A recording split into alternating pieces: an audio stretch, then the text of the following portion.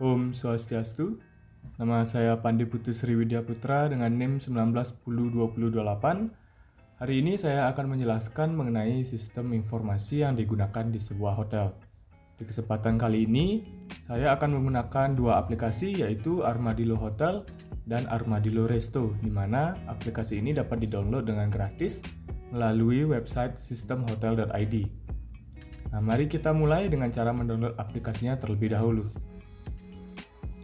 Baik, kali ini kita akan mulai dengan mendownload aplikasi Armadillo Hotel.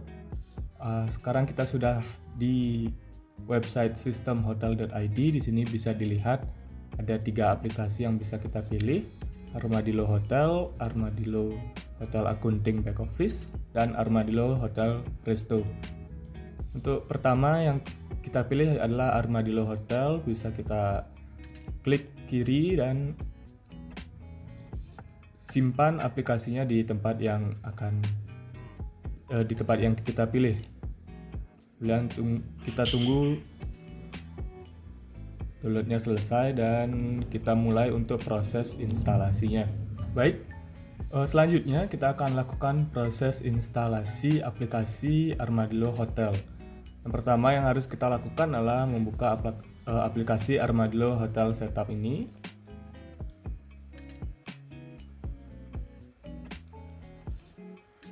Nah, setelah terbuka, kita hanya tinggal mengikuti langkah-langkah yang sudah disediakan. Itu dengan menekan tombol next, kemudian accept, next lagi. Lalu kita tentukan di mana tempat yang akan kita gunakan untuk menyimpan aplikasi Armadillo Hotel tersebut. Di mana pada kesempatan kali ini saya menggunakan folder C. Next, kemudian tekan tombol install. Setelah itu kita tunggu hingga instalasinya selesai. Nah, di sini menandakan bahwa instalasi tersebut sudah selesai. Kita tekan tombol finish dan mari kita cek apakah aplikasinya sudah terinstall. Bisa dilihat di sebelah sini, Armadillo Hotel sudah terinstall di device yang kita gunakan. Baik, setelah tadi kita sudah selesai mendownload dan juga menginstal Armadillo Hotel dan juga Armadillo Resto, selanjutnya aplikasi tersebut bisa dibuka di perangkat yang kita gunakan. Contohnya untuk yang sekarang kita akan mencoba Armadillo Hotel terlebih dahulu. Nah, saat kita membuka aplikasi sistem informasi ini, pertama-tama kita harus login terlebih dahulu.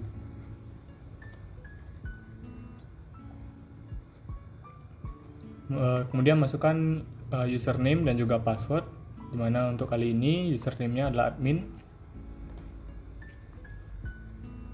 Tekan OK dan kemudian akan muncul aplikasi Armadillo Hotel itu sendiri. Dimana di sini namanya masih Armadillo Hotel. Kita bisa ubah nama ini menjadi hotel milik kita sendiri.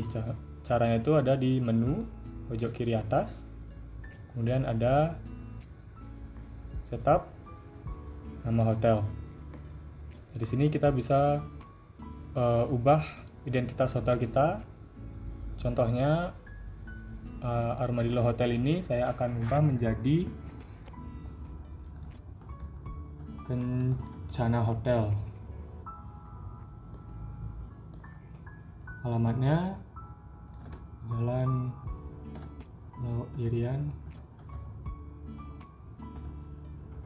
Singaraja.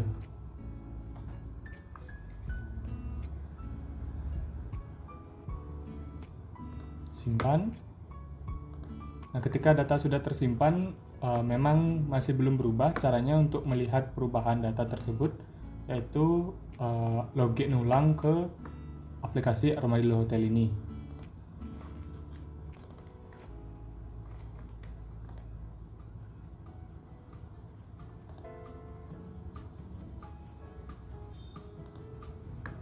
Nah, setelah kita login ulang bisa dilihat bahwa nama hotel kita sudah berubah menjadi Kencana Hotel.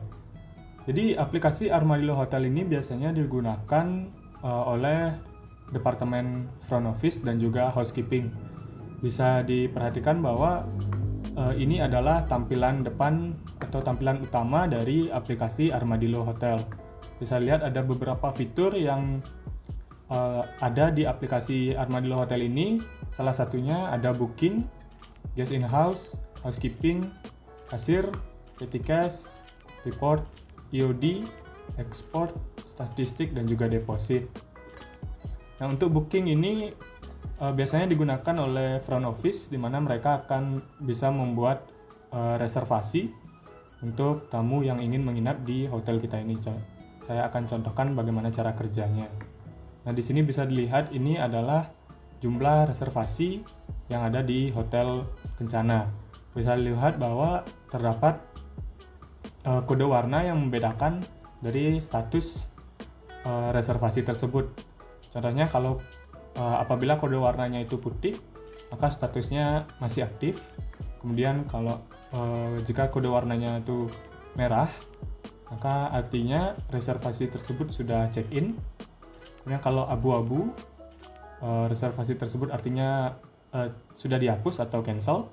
Kemudian terakhir itu warna hijau, artinya reservasi tersebut masih expected arrival atau akan datang. Nah, untuk membuat reservasi baru, kita bisa lihat di bagian bawah ini ada beberapa fitur yang bisa kita gunakan. Yang pertama itu ada isi baru, edit, cari, blok kamar, tagihan rutin harian, advance deposit, check-in, hapus, cetak, dan keluar. Untuk membuat reservasi baru, kita menggunakan fitur isi baru. Nah, di sini ada tampilan untuk membuat reservasi. Yang pertama, kita harus membuat atau menuliskan informasi yang perlu diisi saat membuat reservasi. Contohnya ada travel agent. Nah, apabila tamu tersebut menggunakan travel agent, kita bisa pilih ada Agoda atau Booking.com, atau kita bisa isi baru travel agent-nya seperti TripAdvisor ataupun Tiket.com. Kemudian ada juga apabila tamu tersebut tidak menggunakan travel agent, kita bisa menggunakan publish ini. Untuk kesempatan kali ini saya akan menggunakan Booking.com. Kita tekan pilih. Untuk tanggal reservasinya adalah tanggal hari ini, yaitu tanggal 19. Kemudian untuk check-in, check-innya hari ini, lalu lama menginap kita pilih 2 malam. Jadi otomatis akan berubah di bagian data menginap. Jumlah kamar 1, kemudian tamunya 1. Nah, tempat lahir ini dan tanggal lahir ini kemudian juga agama, maksud kunjungan, dan pekerjaan ini bisa diisi saat tamu check-in. Jadi saat kita mendapatkan ID card dari tamu tersebut. Ini segmentasi. Nah, ini adalah keterangan dari segmentasi yang digunakan untuk membedakan jenis tamu. Misalnya tamu corporate atau education institute, fixed individual travel, group individual travel, government, online travel agent, volunteer atau walk-in guest. Karena pada kesempatan ini menggunakan Booking.com, jadi kita pilih OTA atau online travel agent. Pilih jenis kelamin laki-laki, kemudian kita pilih ketik nama tamu tersebut, misalnya adalah Jordan Widya, alamat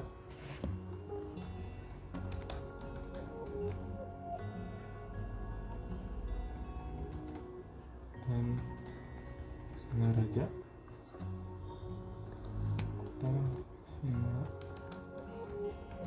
Singaraja,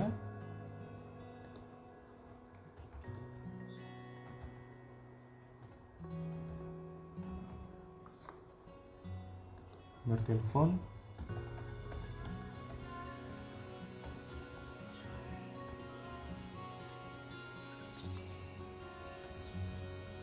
email.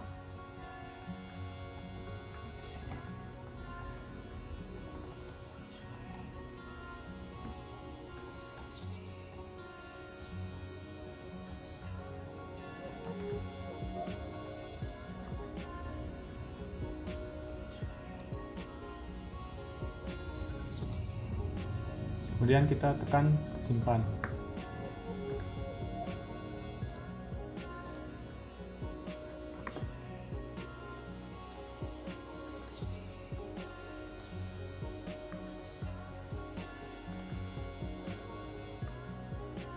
Nah, bisa dilihat bahwa Bapak Jordan Widya ini sudah terkonfirm di reservasi kita. Apabila kita ingin melakukan check-in, kita bisa melakukannya langsung dari fitur booking ini atau reservasi ini. Nah, bisa diperhatikan bahwa blok kamar atau nomor kamarnya masih kosong karena kita belum melakukan blocking kamar. Nah, caranya kita pilih reservasinya, kemudian kita klik blok kamar. Kemudian akan muncul pilihan kamar sesuai dengan daftar kamar yang ada di hotel kita. Misalnya kita pilih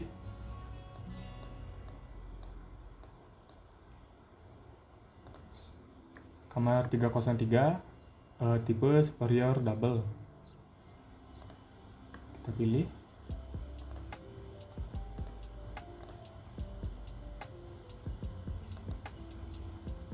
Nah, kamar tersebut akan otomatis tertulis di blok kamar.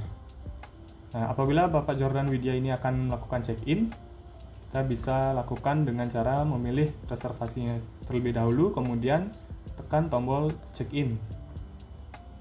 Dan check-in ke kamar 303. Yes. Yes. Bisa dilihat bahwa status kamarnya status reservasinya sudah berubah dan warnanya berubah menjadi warna merah. Nah, selanjutnya di fitur guest in house ini pihak front office bisa menggunakan fitur ini untuk mengecek jumlah tamu yang sedang menginap di dalam hotel. Contohnya di sini sudah ada beberapa tamu yang menginap. Nah, misalnya ada tamu yang ingin melakukan early check out atau extend, bisa dilakukan di fitur ini. Contohnya apabila Bapak Jordan ingin melakukan early check out yang seharusnya tanggal 21 kemudian dirubah menjadi tanggal 20, kita bisa menggunakan fitur extend atau early check out. Nah, di sini kita bisa menyesuaikan dengan tanggal yang terbaru. Misalnya karena Bapak Jordan Widya ini ingin early check out, kita kurangi 1 hari. Otomatis tanggal check out-nya akan berubah menjadi tanggal 20. Simpan. Oke. Nah, bisa dilihat tanggalnya sudah berubah, dan apabila extend juga seperti itu. Misalnya Bapak Jordan ingin melakukan extend, kita tinggal tambahkan saja harinya, misalnya menjadi 3 hari. Dia akan berubah ke tanggal 23. Kita simpan. Yes, oke. Dia sudah berubah menjadi tanggal 23. Selanjutnya adalah fitur kasir. Fitur kasir ini digunakan oleh departemen front office saat tamu ingin melakukan check out. Jadi tagihan-tagihan yang dibebankan kepada tamu bisa dibayarkan melalui fitur kasir ini. Contohnya misalnya Bapak Jordan Widya ingin melakukan check out, kita bisa pilih reservasinya, kemudian check out, dan kita tekan check out lagi. Yes. Yes. Nah, bisa dilihat bahwa warna dari daftar tamu Bapak Jordan Widya ini sudah berubah menjadi merah, yang menandakan bahwa tamu tersebut sudah check out. Nah, kemudian fitur report biasanya digunakan oleh front office atau housekeeping untuk melihat laporan-laporan yang biasanya digunakan di dalam suatu departemen. Contohnya di reception ini ada beberapa jenis laporan. Yang pertama ada daftar reservasi aktif, daftar reservasi check-in history, kemudian history by segment, history by kota, history by nationality, by travel agent, by status, dan juga ada daftar tamu history dengan detail by checkout. Ada untuk kasir juga seperti itu, ada beberapa jenis laporan, housekeeping, kemudian ada manajemen juga ada beberapa jenis laporan yang bisa dilihat di fitur report ini. Dan untuk EOD adalah fitur yang digunakan oleh front office pada saat closing di akhir hari, di mana closing ini biasanya dilakukan oleh net audit. Nah, untuk selanjutnya untuk departemen housekeeping juga bisa menggunakan aplikasi Armadillo ini, contohnya dengan menggunakan fitur housekeeping. Di fitur ini pihak housekeeping bisa melihat daftar kamar dan juga statusnya. Contohnya apakah kamar itu VC atau vacant clean, VD atau vacant dirty, OC atau occupied clean, kemudian OD atau occupied dirty, dan juga triple O atau out of order. Di sini bisa terlihat daftar kamarnya, dan juga seluruh daftar ini sudah dibedakan menggunakan kode warna, di mana kode warna putih artinya bersih, kode warna merah artinya kotor, kemudian kode warna biru artinya out of order. Jadi apabila departemen housekeeping ingin merubah status kamarnya karena sudah dibersihkan, contohnya ada kamar 101 misalnya sudah dibersihkan, di sini bisa dirubah. Caranya adalah double klik, kemudian muncullah bar status baru. Di sini bisa dirubah menjadi vacant clean atau out of order. Jadi karena sudah selesai dibersihkan, kita pilih vacant clean, kemudian klik ubah status. Yes. Nah, otomatis akan berubah menjadi vacant clean.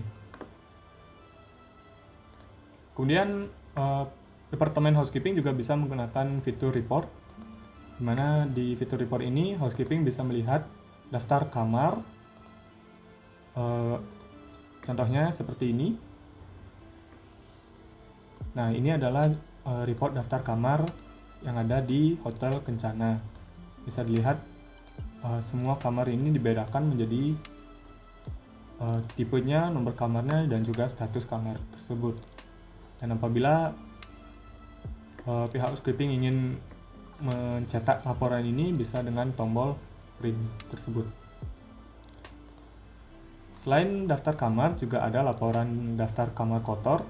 Jadi apabila pihak housekeeping hanya ingin melihat daftar kamar yang kotor saja, bisa dengan report ini. Saat ditampilkan akan muncul daftar kamar yang statusnya masih kotor. Pada saat ini adalah kamar nomor 303 dengan tipe superior double. Statusnya adalah vacant dirty. Baik, saya rasa itu saja penjelasan tentang penggunaan Armadillo Hotel untuk departemen front office dan juga housekeeping. Untuk selanjutnya, saya akan menjelaskan bagaimana cara penggunaan aplikasi Armadillo Resto untuk departemen F&B service dan juga F&B product. Baik, pertama kita buka aplikasi Armadillo Resto yang sebelumnya sudah saya download. Pertama-tama kita login terlebih dahulu.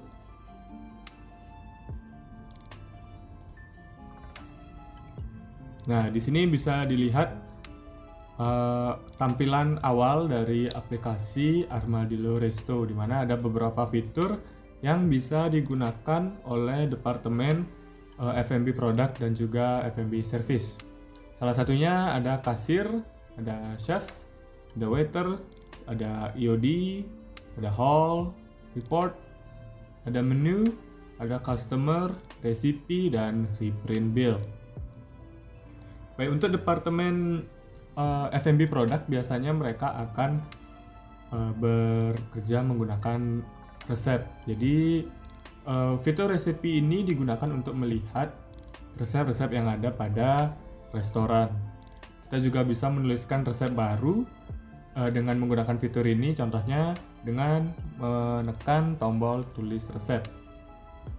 Kita bisa menambahkan kode untuk resep yang ingin kita tulis, misalnya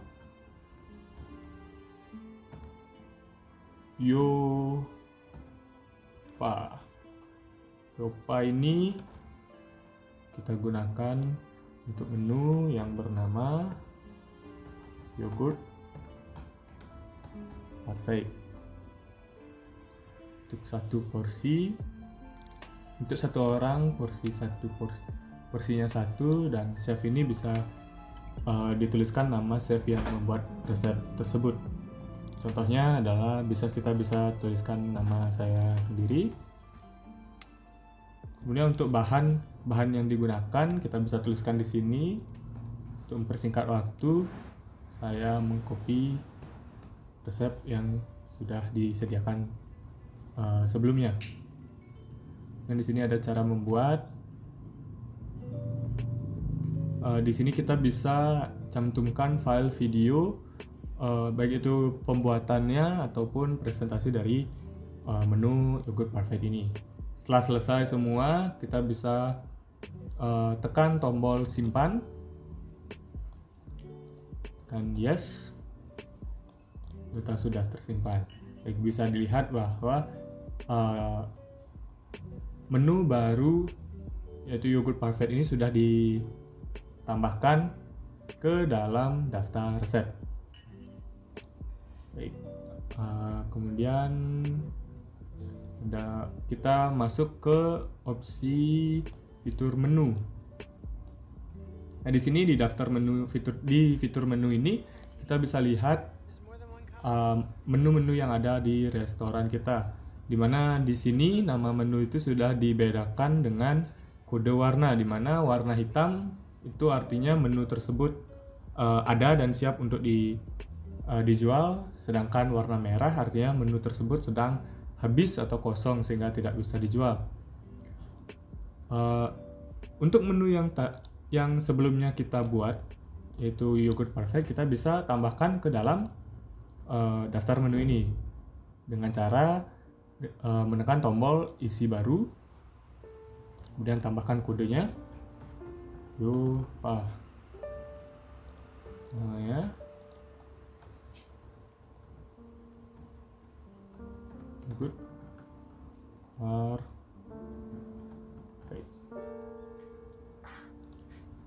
Grup ini kita bisa tuliskan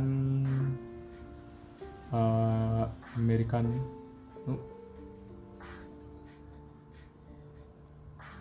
others, tergantung dengan asal dari menu yang kita buat ini. Kemudian ada klasifikasinya, ada dessert. Kemudian kategori, ada sandwich, stok, dan recipe. Kita pilih yogurt parfait, pilih simpan. Nah, data sudah disimpan.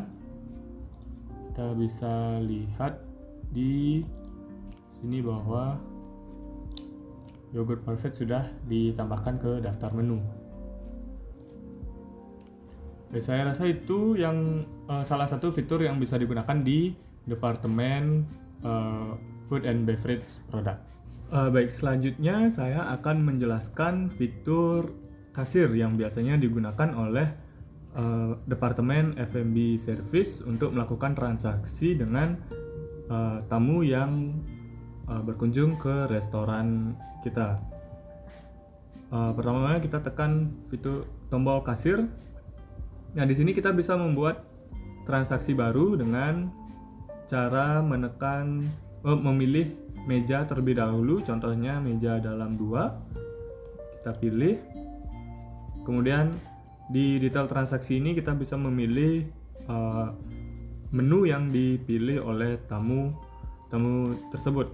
Caranya kita tinggal double klik, kemudian akan muncul daftar menu. Kita bisa pilih contohnya banana fritter. Kemudian kita bisa pilih porsi yang dipesan oleh tamu. Contohnya di sini 2 porsi. Kemudian kita bisa pilih menu lagi, contohnya chicken barbecue. Kita pilih juga 2 porsi.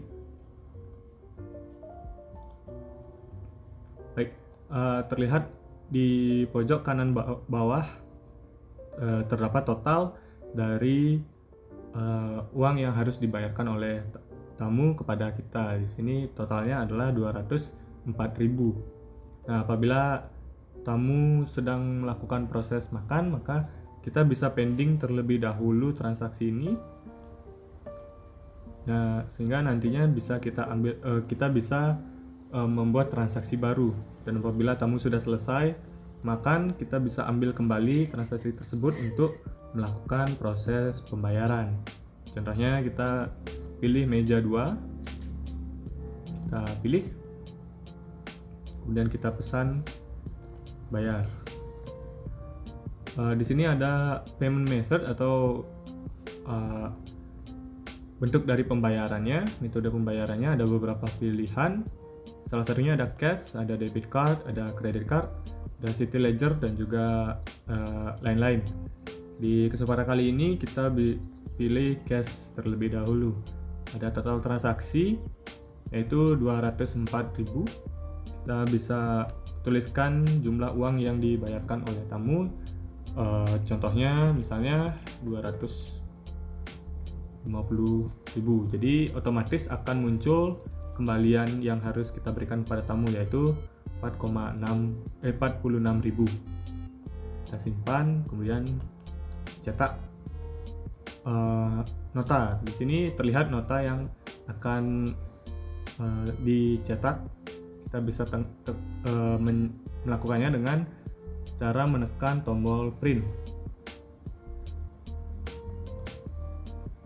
Kemudian keluar.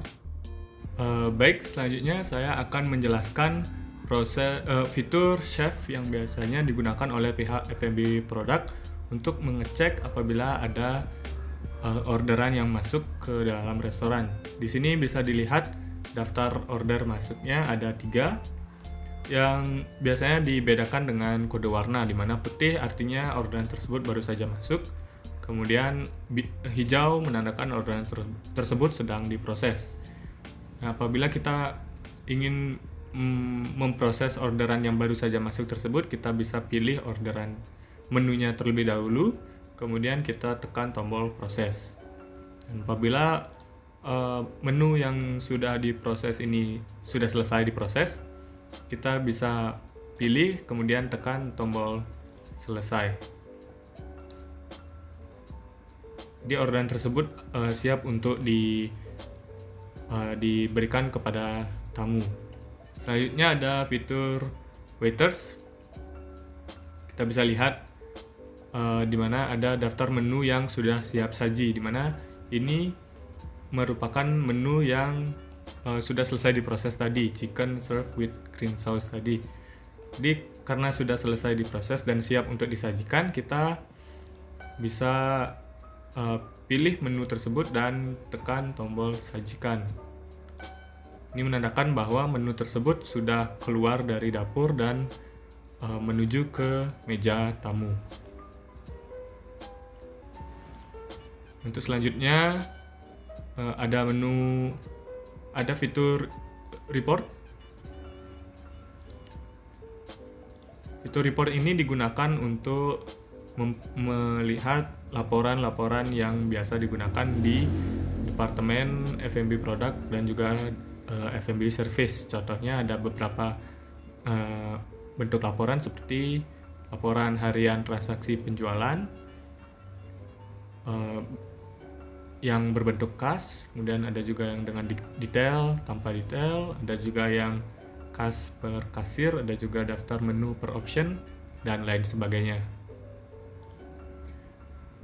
Kemudian ada menu EOD. Menu EOD ini digunakan pada saat restoran sudah selesai beroperasi di satu hari. Jadi fitur ini digunakan untuk melakukan proses closing. Kemudian ada haul. Fitur haul ini digunakan untuk membuat suatu reservasi di sebuah restoran, di mana biasanya digunakan oleh departemen F&B service. Contohnya bisa dilihat di sini ada beberapa jenis restoran dan juga tanggal reservasi yang bisa dipilih, di mana reservasi tersebut juga sudah dibedakan dengan kode warna, di mana hijau menandakan deposit, abu-abu menandakan confirm, putih menandakan open, dan merah menandakan cancel. Kemudian yang terakhir ada menu reprint bill, di mana fitur ini biasanya digunakan untuk mengeprint ulang nota yang sudah tersimpan. Jadi nota tersebut sudah di backup di dalam sistem Armadillo Resto ini, sehingga bisa di print ulang setiap kapanpun nota tersebut diperlukan kembali.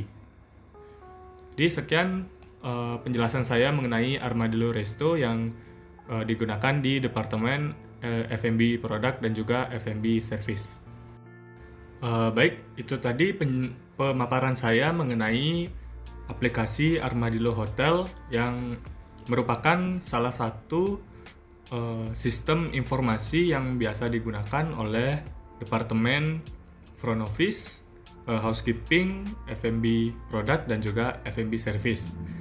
Saya harap video ini dapat bermanfaat, dan apabila terjadi kesalahan, saya mohon maaf, dan akhir kata saya ucapkan terima kasih, dan saya tutup dengan Paramo Santi. Om Santi Santi Santi Om.